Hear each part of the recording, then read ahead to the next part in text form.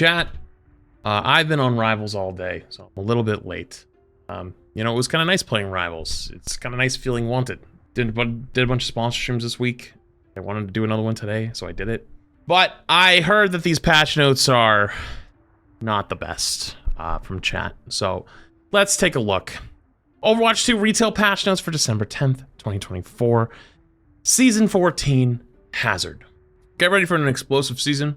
Have we introduced Hazard, the new Scottish tank hero, embodying the spirit of anarchy, the greater good. Then test your skills with a unique blend of past and present in the 6v6 role queue event. This makes it sound like it's out right now, but it's next week, where teamwork and synergy shine within the 2-2-2 setup.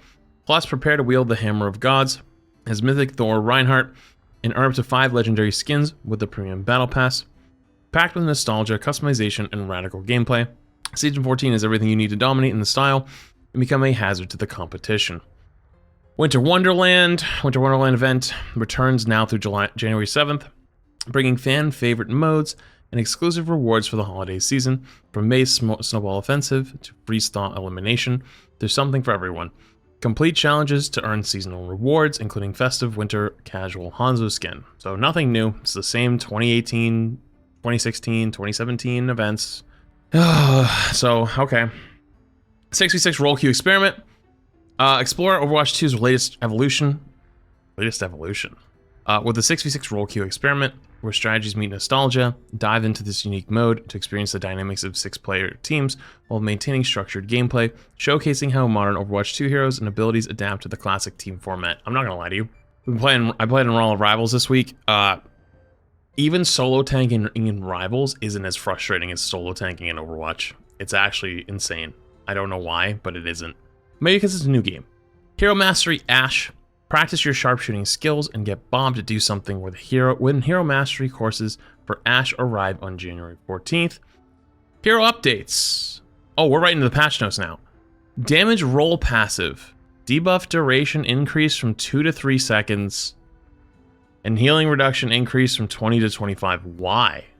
So for those who don't know, the tank passive makes it 10% instead of 20%. So I wonder if it's actually, I don't know if it's a flat 10% or if it's 50%. If it's 50%, that means tanks will take 12.5% healing reduction instead of 10. If it's half instead of like a static number, I'm gonna assume that it's that. Also, an extra second, like why? What's the point? This is just dumb change. Global projectile size bonus. Hit scan radius large reduced from 0.08 to 0.07. Radius small reduced from 0.05 to 0.04. And projectile radius large reduced from 0.15 to 0.12. Okay, so pretty much all the Season 9 changes just getting undone, except for DPS passive. Interesting. Developer comment, we are increasing the potency of damage roll passive in order to make the threat of sustained damage more meaningful by slowing down health recovery while in combat. At the same time, we're slightly decreasing how reliable hit scan and large travel projectiles are to hit. Okay.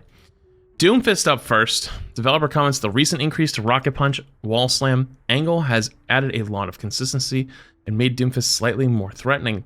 To help account for this, we're pulling out some survivability from Seismic Slam. Shockwave range reduced from 18 to 15, and cooldown increased from 6 to 6.5. I guess. Hazard. Holy mother. Developer comments, the community feedback from Hazard's trial has been largely positive, despite underperforming slightly. We're adjusting his kit to increase the damage of his primary fire, no surprise there. Making Bone Spur more consistent and a reliable tool for finishing off enemies. Spike Guard protection sometimes felt inconsistent due to being used from a third-person perspective. To address this, we've widened the forward blocking angle, providing Hazard with more reliable protection. Additionally, the damage of Spike Guard has been slightly reduced to balance the increased Bone Spore damage and protection radius. We're also strengthening the Jagged Wall to make it more impactful, while increasing the time required to re-trigger the knockback effect to minimize frustration from the frequent knockbacks. Bone Spur damage per strike increased from 6.2 or 6.75 to 7.5. Whoa. Each volley centered projectile no longer has a random launch spread and now launches straight. Interesting. Spike Guard. The angle of protection provided by Spike Guard increased from 104 to 180 degrees. So wow, that's huge now. Damage per second reduced from 75 to 70. Okay. Violent leap post/recovery time for primary fire and quick melee increased from 0.3 seconds to 0.5 seconds. So this makes like the left click, like the jump in / shoot combo a little bit harder. Jagged wall health increase from 350 to 400. Knockback damage increase from 40 to 50. Damage interval increase from 1.5 seconds per target to 1.75 seconds per target. Downpour, airborne momentum lost by casting downpour reduced from 90% to 50%. Okay, interesting. Minimum obstacle height to trigger vault reduced from 1.75 meters to 1.25 meters, which allows Hazard to scale short obstacles more consistently. Yeah, so they just buffed him a bunch. I had a feeling that he was probably underperforming, considering that I didn't think he was like dominating when I was playing him. Like I would lose to like other tanks, just like in random quick play games. So I'm not honestly too surprised here, but I'm sure there's people that are going to rage about this. Oh god. Malga. The overrun changes from last patch have been great for enabling more active Malga playstyles. We're converting some of his armor back to normal health to balance out some of the added survivability from overrun changes. Base armor reduced from 200 to 150, base health increased from 375 to 425. You know what my favorite part about this is the OWCS patch was the patch before the overrun stuff. So you know in OWCS, they literally just all played Malga the entire tournament. They then give Malga 3 more buffs because they don't understand that win rates doesn't equal how good a hero is. They still haven't gotten it around these 3 fucking heroes, Hog, Orisa, and Malga. Like, it's been years at this point, and they still don't fucking understand it. It blows my mind. Just you wait, Pepe laugh.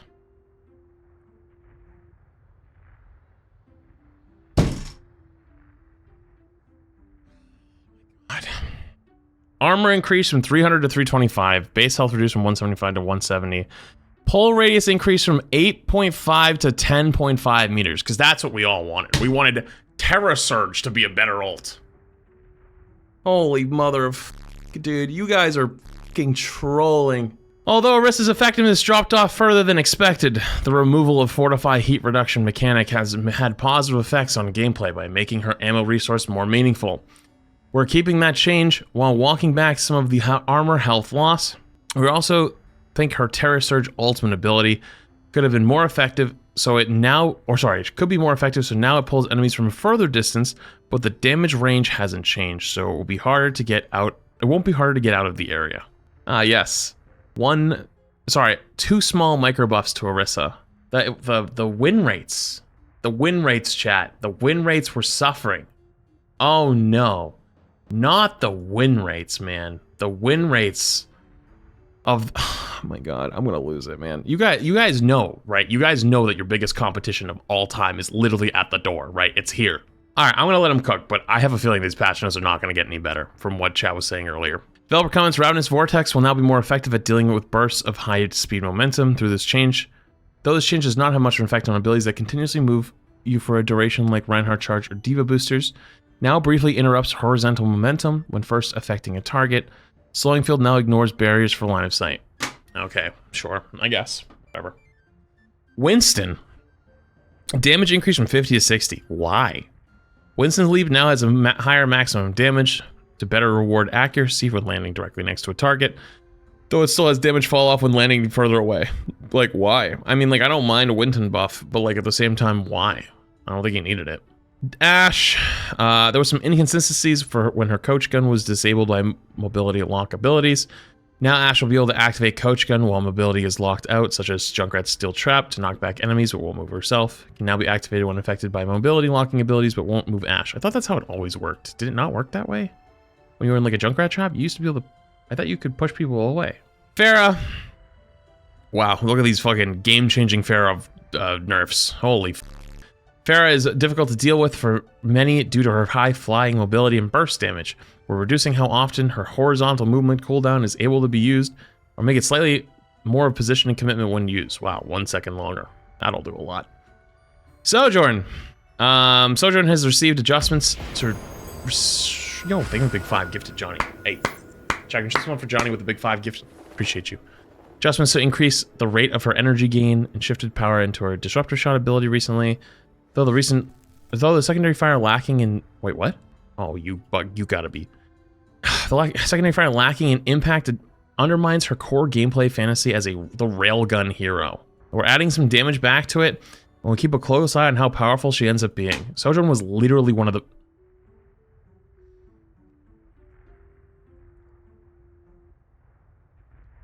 Secondary fire damage scaling increased from 1 to 100 from 1 to 100 to 20 to 120. Like, no offense, are you guys stupid? Like, what happened? You guys were on such a roll the last few months. And then, like, the last, like, month and a half, things started to get shaky. You know, we didn't really have as much, communications. Like, things that kind of, like, got a little bit shaky. But, you know, we had 6v6 playtests. Like, hey, let them cook. You know, I'm sure, like, you know, we'll see how that goes.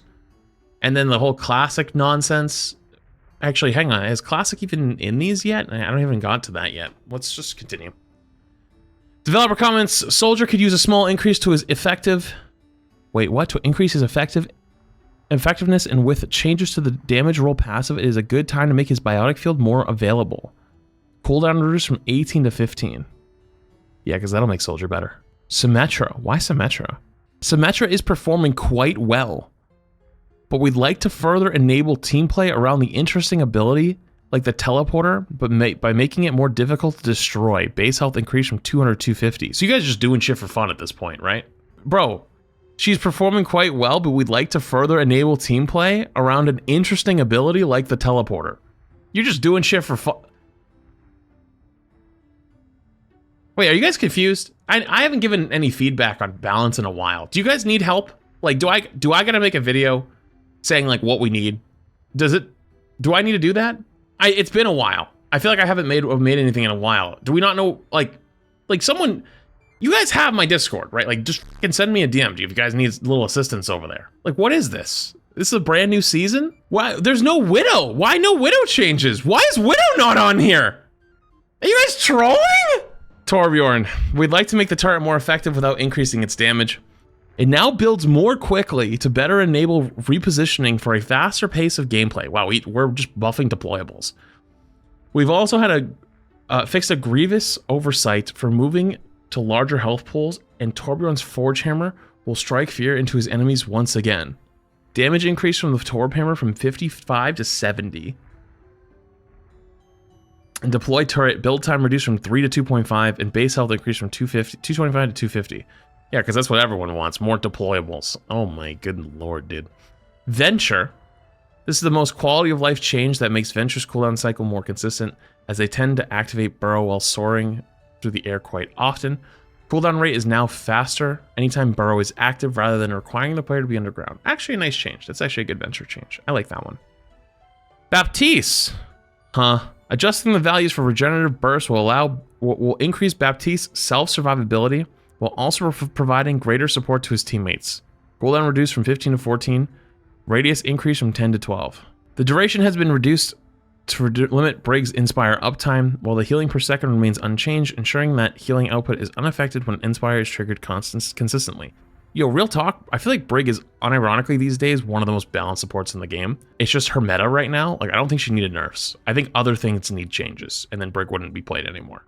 Like, it's weird. Like, Brig used to be the boogeyman in the closet, but like, that's not why the meta's held together right now. It's not Brig. Brig's just part of it. Illari. Oh my Jesus Christ. Illari's Captive Sun can be difficult to use, effectively due to enemies' ability to dodge its effects. Increasing the radius will improve the consistency and overall value of the ultimate. Explosion radius increased from 8 to 10 meters. Didn't they buff this last patch too? Lucio. The adjustment to Lucio's health pool has impacted his survivability in fights. This change will increase his durability in combat by improving his self-healing capabilities. Additionally, Sound Barrier now falls faster while in midair, enabling more reactive and safer usage from higher positions. Wow, they're trying to get rid of Ajax. Self-healing penalty increased from 60 to 40%, now falls faster when using in midair. That's all the changes, huh? Not gonna lie, guys. Not a good showing. Custom game update.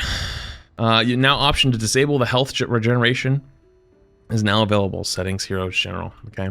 Fix an issue where Brig could still get damage while holding up her shield at the end of the bash ability. Wow, that's it, huh? This isn't even. Well, I mean, I guess it's gonna come in the future, right? Like the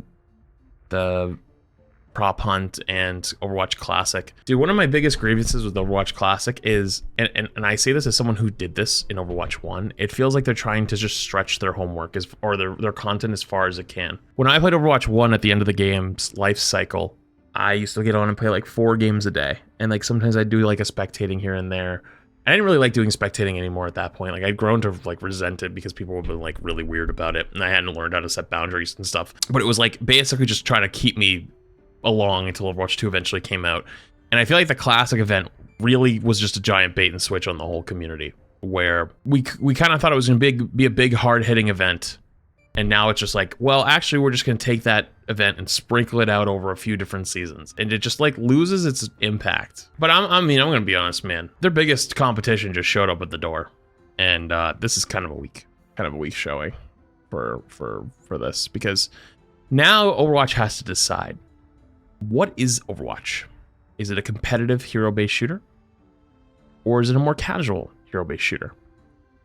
Because right now, I think Rivals is going to probably be the more like casual, like quote-unquote, where they just have everything be super OP, so nothing is not OP, right? If everything's OP, then nothing's OP type of thing. Well, Overwatch is much more strictly balanced. But they're not sticking to it. They're trying to do both. So I don't know what they're doing over there, guys. But like, this is a weak showing. This is kind of a shit patch. The hazard stuff is just, you know, safe side of strong, makes sense. You guys don't know what you're doing with Malga. You don't know what you're doing with Orisa anymore. I think you guys have lost the plot. There's no Widow changes in here for Widow, who is arguably one of the most dominant heroes at high level play. And a Sojourn buff as well to make it so that Sojourns are probably going to be played even more.